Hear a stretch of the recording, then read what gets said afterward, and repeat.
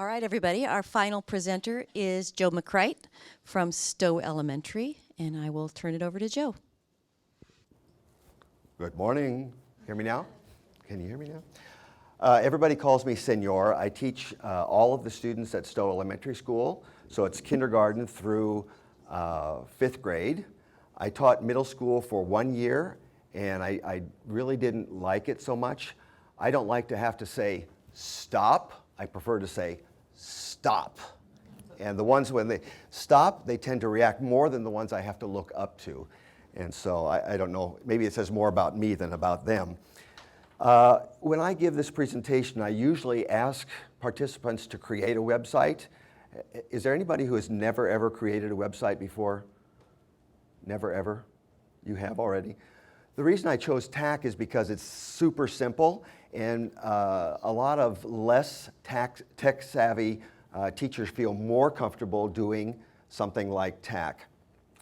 I've also allowed students to start creating TAC, and this might be something that you would consider doing, because for students who are just starting to work with creating websites, they can easily create a website like this. So if you don't mind, I'd like to go through, and if you'd like to make one with me, you may. I'm going to quickly go through the tools, and then step by step, I'll make one up here, and you can borrow this or use this for your students. Okay? So TAC is quite simple. The students just create an account, and after that, then they use their login. It's always, always, always up in the top left-hand corner. And like almost all tech tools, to create something or edit, you click on the pencil. Simple, simple. And when when you start the creation process, you get some templates. I like to think of myself as an amateur artist, and I always start off with a blank canvas. Some of the students, well, all of my students are too young to have Instagram, but my daughter has told me that a lot of the students at her high school like to start connecting things to their Instagram account. So for her in her high school, that would work better. In an elementary school, wouldn't work at all. These are all of the tools. It's a very limited number, and I really only use mostly the ones on the left-hand side. So really quickly, you can add a headline, which I use all the time. My students, some of them are beginning readers, and so to have smaller text, which is the next one, it's harder for them to read. If I do a headline, it's bigger, and I tend to use simpler words. It's much, much, much easier for them to follow. In almost all of the tools, you have the option of doing some formatting changes, and it always works with the gear. Again, a very common way for students to learn and for you to learn how to modify things. The next tool is the text tool. So the first one is the headline, then the text. Next one is the inserting of images. Now, I try to use my own images. I don't use copyrighted images, and it's another opportunity to teach students how to be responsible and digital citizens. There's also a way to use royalty-free images. I don't use it very much, but I have before. It's 500px, so I'll show you when we create the website. I do insert video into the websites, and I'll show you some examples here in a few minutes. You can insert audio recordings. Christina talked a lot about using audio, and I think it's a great idea, especially if we're using this as a way of presenting evidence of student learning. The button is for me and my students the most useful thing, because I can find resources out there, but I don't want to give the students a long URL, so I can create a website for a single day or a single week or a single unit, and then have button links to all of the activities. You can insert a map. So if I have a video, I'll often include a map showing exactly where that video happened. And for authentic resources, like this is in Barcelona, I like to show them where Barcelona is. There is a form function here, and this is about the only time I use text. I'll put a question in text, and then they put a form in to submit their answer to me, and it goes right to my Gmail account, because that's what I use to create the TAC account. All right. A lot of students really get hung up on the formatting stuff. Some of our colleagues do too. So you can use different palettes to make nice colors or nice fonts. Because I work with elementary students, I tend to use the simplest fonts and the simplest color schemes. And one thing I like with TAC is that you can personalize the name before you publish it. I learned the hard way. It would be, I would create a website and then I'd put it up for the students and say, go to this website, and it would be tac.com / lowercase q, uppercase W, 653, uppercase, and the students, second graders, were having a hard time following. So if I can say Stowe Spanish 1, Stowe Spanish 2, or today the substitute is using tac.com / 9/22/2016. It's easy for the sub to get to and easy for the children to get to. Okay? And then you publish. All right. Can we create one? You mind? Okay. So if you don't mind, go to tac.com. And let's see. TACK.com. If you, when you go to tac.com and create an account, you could follow me and use anything that I have up there. It's almost all public. I have created, let's see, my tax 207.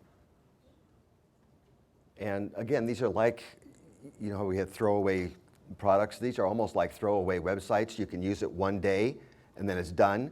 But I always leave them up because students can come back to them later, or other teachers can borrow the same resources. I don't mind at all. Okay, so I start at the pencil. And I always start with the blank canvas.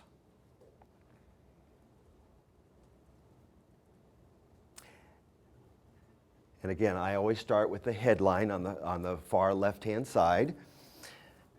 And let's say, how about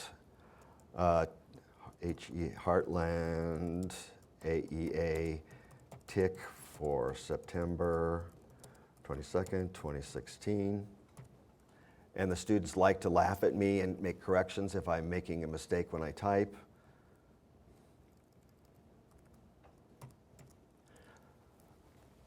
So I'll show you formatting options. So you can, of course, center align it, change the font. And a lot of my students I have found like this big contrasting font.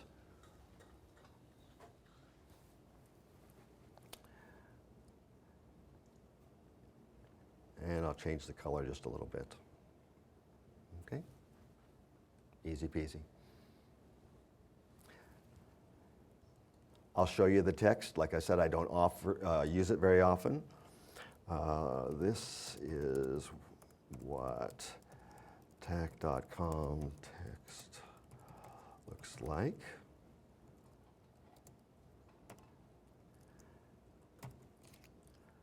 And I'll do it again. So you notice all I have to do is tap on the tool, and it starts again.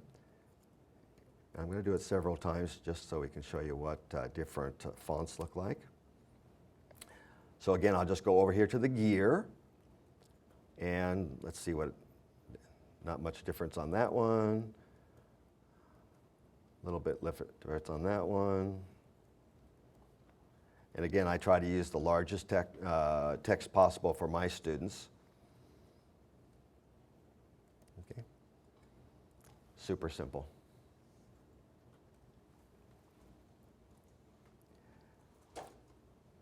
All right, the next tool, let's go ahead and add an image. So I usually use my own images, so I'll click on Upload. And how about this one? You can upload more than one and have it kind of scroll through.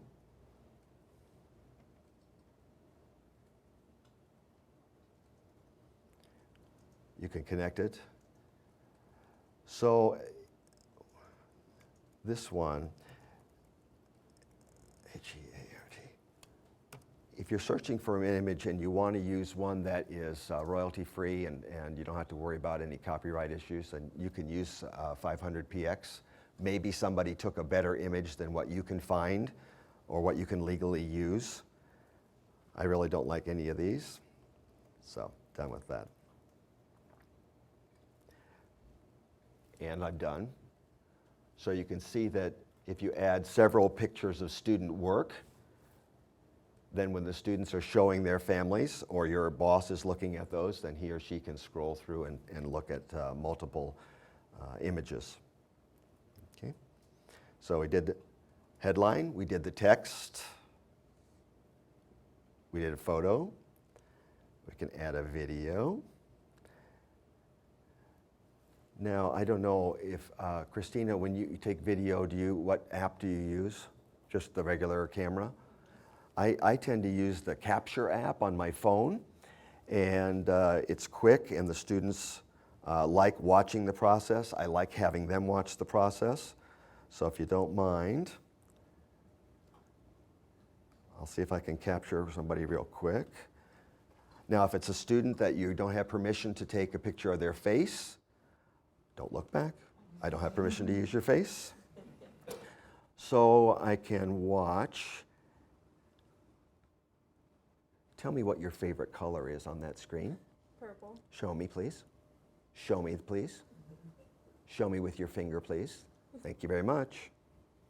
Okay, so I took a 10-second video, and I'm going to upload it to my Google account, or to my title. Unloaded. So the students get to watch me taking pictures. Now, I'll show you some examples. This is an example of how I could show one where a student is showing me his or her work. I could say, muéstrame rojo, muéstrame azul, muéstrame whatever, and they can just touch, and the student is showing me what he or she knows, and it's very non-threatening for him or her, but then the parent or the guardian or your boss gets to see that student demonstrating how much he or she knows in a real simple way. All right, so uploaded it. So let me see if I can get to my, oops, don't want that one. Google. YouTube. Did I miss it? There we go.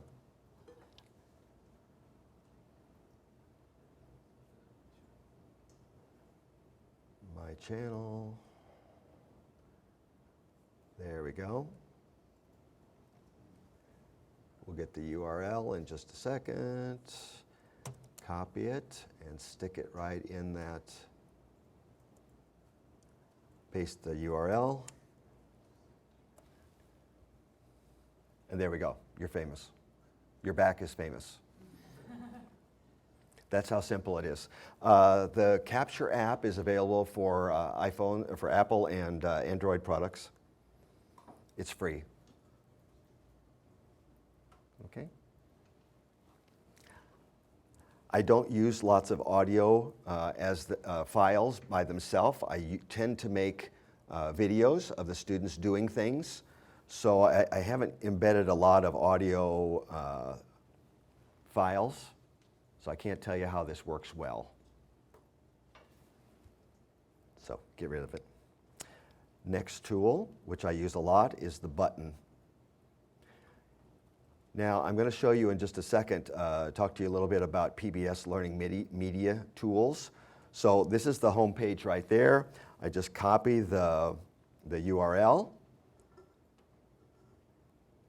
and paste that URL in there.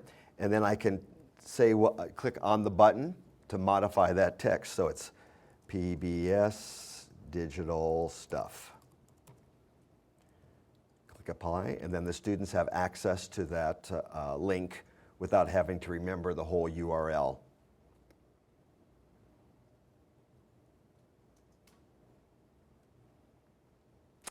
We're at Heartland, but I wish I were in Sevilla. Sevilla, Spain.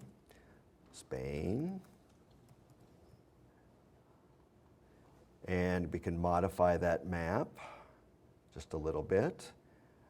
And so I like to have the students get a little bit bigger picture. There we go. Add the map.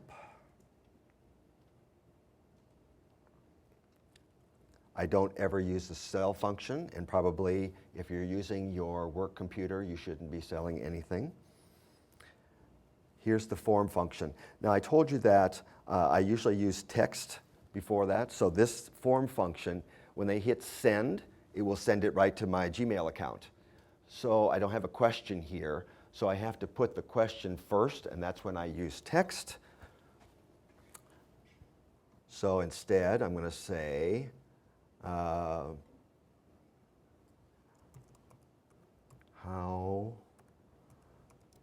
many people chew gum? Okay. How many people in the video? Video chew gum. And I want to have it over here. There we go. And if I want to move that, now I had to move that element because it's not, they can't send it to me. They can't read they shouldn't read the question before the answer. So over here on this side, I can move that element up. So now if they're going top to bottom, they see the map, and then they see the question, and then they can do the answer. Name, email. And my elementary students don't often remember their Des Moines Public School email, so I just have them use a@a.com. It goes through. Most importantly for me is that they put a name in and then an answer. Now, if I decide I don't like that question, again, I just trash it. And I don't want to use the form either, and I trash it. Okay? All righty. If you want to make it pretty, you can use the palettes on the right-hand side. I'm kind of an orange guy, so I'm going to use this. Get rid of the audio.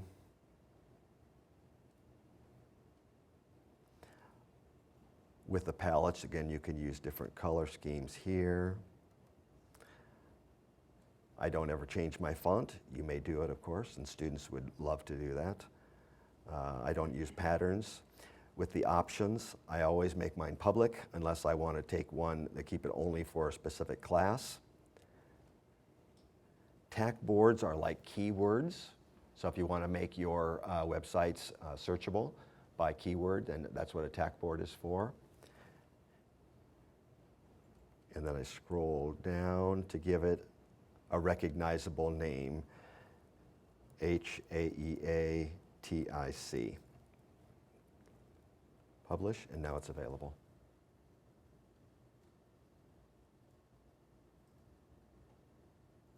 I went fast, but I'd like to show you some examples of how I use these. So one way is just to distribute stuff to the students. So here's an example. So if we're just working on animals today, see how easy? It's just 2 buttons. Easy peasy. So they click on the, they get to see the presentation.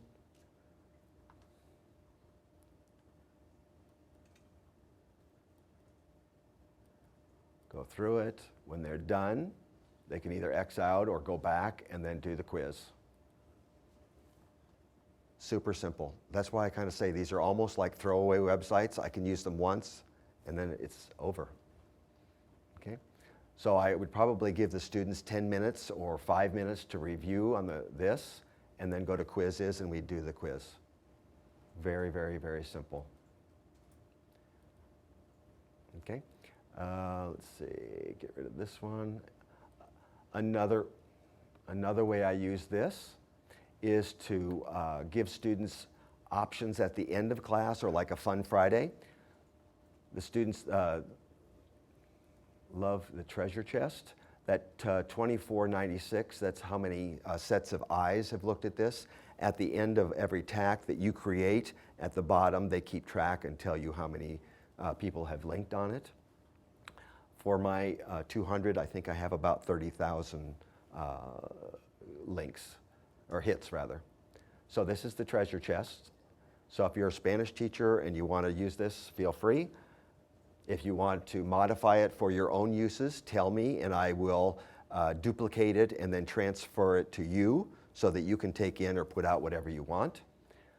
So if you scroll down, I just did jam-packed full of fun stuff that students can do. All just buttons. So I don't know if anybody uses Rockalingua. Yes, you know it? Okay, so this is also for me, so I don't lose stuff.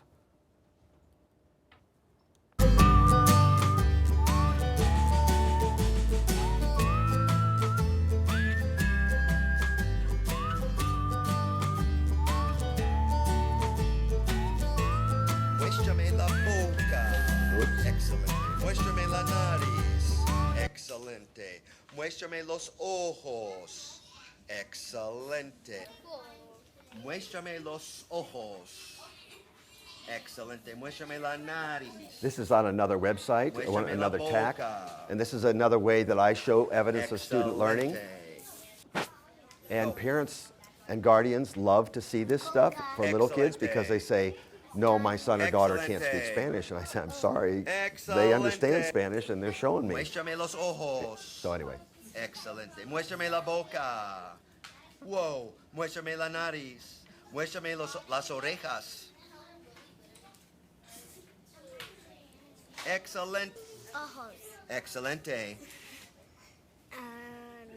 Nariz. Nariz. so we've gone from me saying what the object is to the students telling me, describing it to me. Just a little more rigor. A couple more examples of how I use these. You ask about ThingLink. So I did a step-by-step on how you can use ThingLink here. So feel free to go there. It's called tac.com/sharing app smash. And ThingLink looks like this. So I embedded that ThingLink into this TAC. And you click on these links. And this one, this is artists of Latin America, or the Spanish-speaking world. And they put together a puzzle, and it's by an artist. And this one is, I didn't see what country it was, say Peru. And just another way of somebody who might like art, who doesn't feel any connection to Spanish, but they like art. So I'm trying to hook him or her by getting them to think, wow, this is kind of an interesting artist, and now I have a reason to think a little bit more about Spanish class. Actually, another way is with kindergartners. I'll put this up on the smart board, and that will call names, and the students have 10 seconds to be up on the board, but if they put two pieces together, then we start over again. So those of us, we're sitting on the carpet, and Jay goes up and he starts working, and the rest of us are counting. 1, 2, 3, 4, click, start again. 1, 2, 3, they all want to go up, and at the meantime, we're all practicing counting to 10 or 15 1,000 times. So we get lots of good practice, and some students get to go up and do the puzzles. It's also interesting to watch their problem-solving skills. Some kids I find that are really good at putting puzzles together, and others have a hard time. And then we could talk about that as well, like what's your learning strategy? Okay.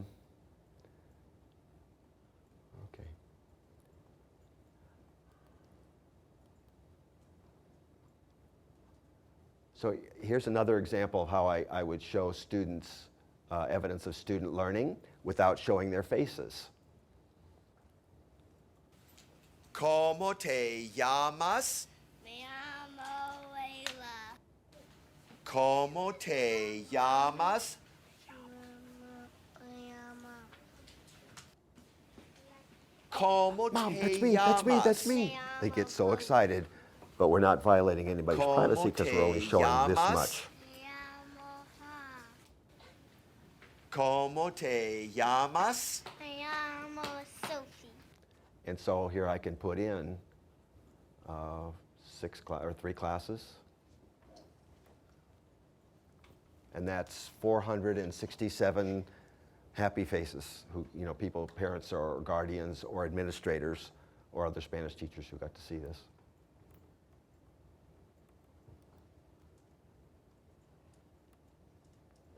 Okay, so on my resources page, then I have all of these examples. And if you go to tac.com/@McCright, then you can see all the 206 tacs. And again, feel free to ask me about those or take them. That's fine. Okay? Any questions about TAC? I have one more thing. TAC's simple. Your students can learn it. Your less tech-savvy colleague can use it. Go ahead. Do you know if it works on iPads for creating? It does, but it's a little clunky. Okay. Yep, it works better on an Android tablet than on an iPad. The using of it, the user side from the iPad, no problem. It works on phones too. It's a little bit small, but if it's just all videos, you could watch the videos. So actually, one of these is about how beautiful Mexico is. Again, another thing link, but then I have. Here's another example of thing link where I have the map of Mexico with all the little links, and then these are in the places where these videos are.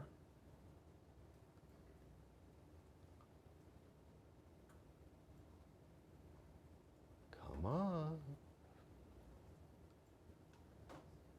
As long as you have internet, good connection, works well. Okay, I'm not patient.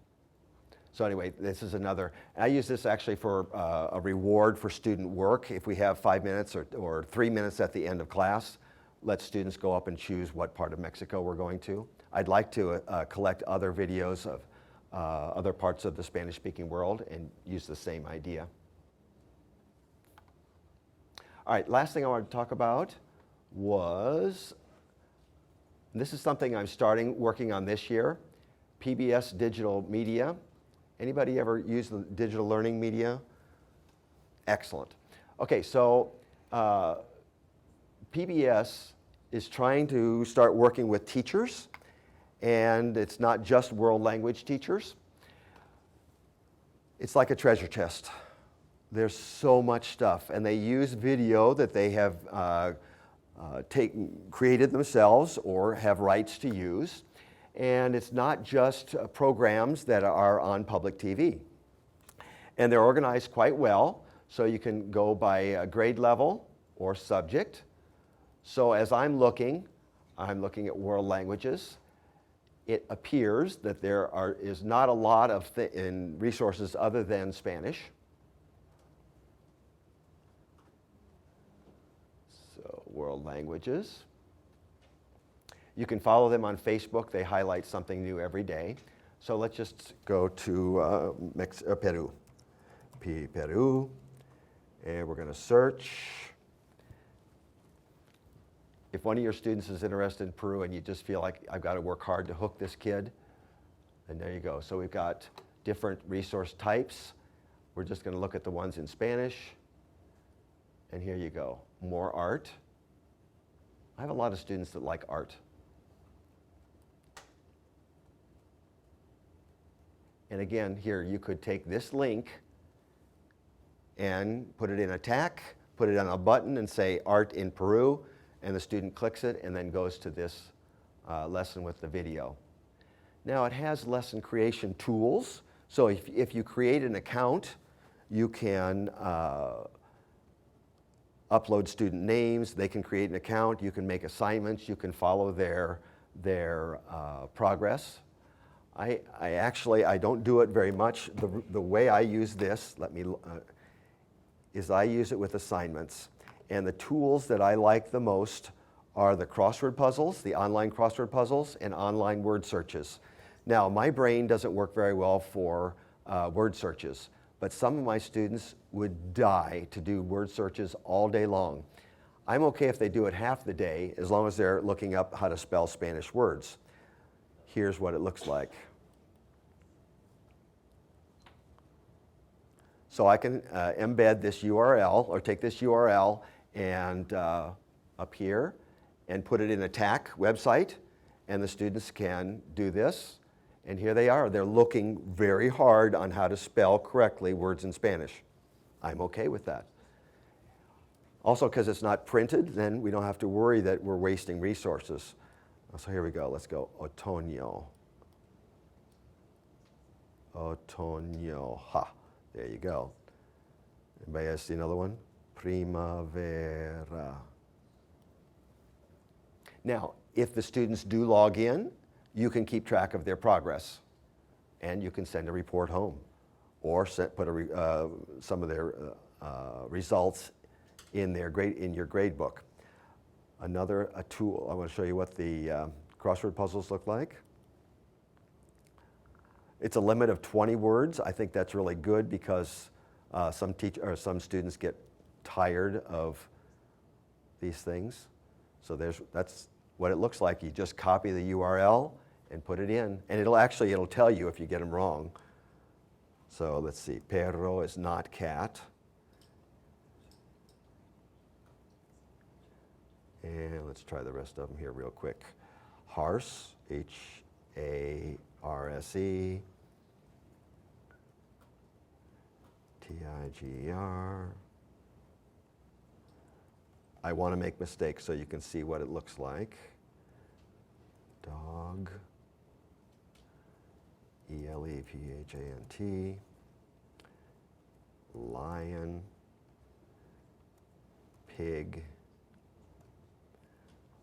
Z-E-B-R-A.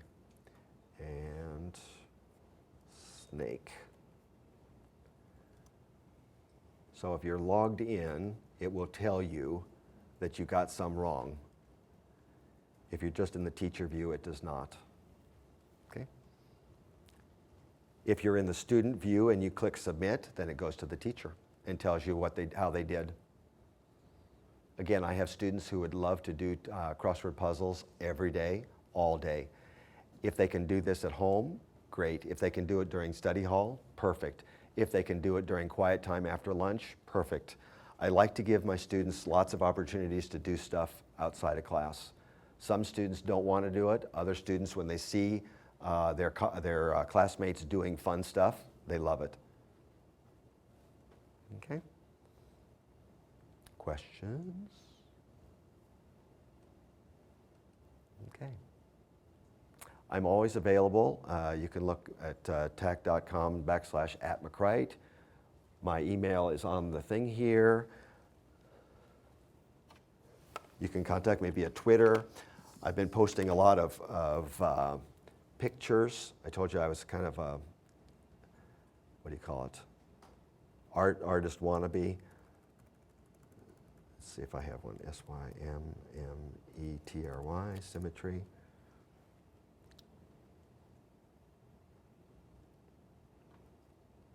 So I've been taking a lot of pictures with this, and it's that easy. I post these daily. Again, something that you can let students do as well.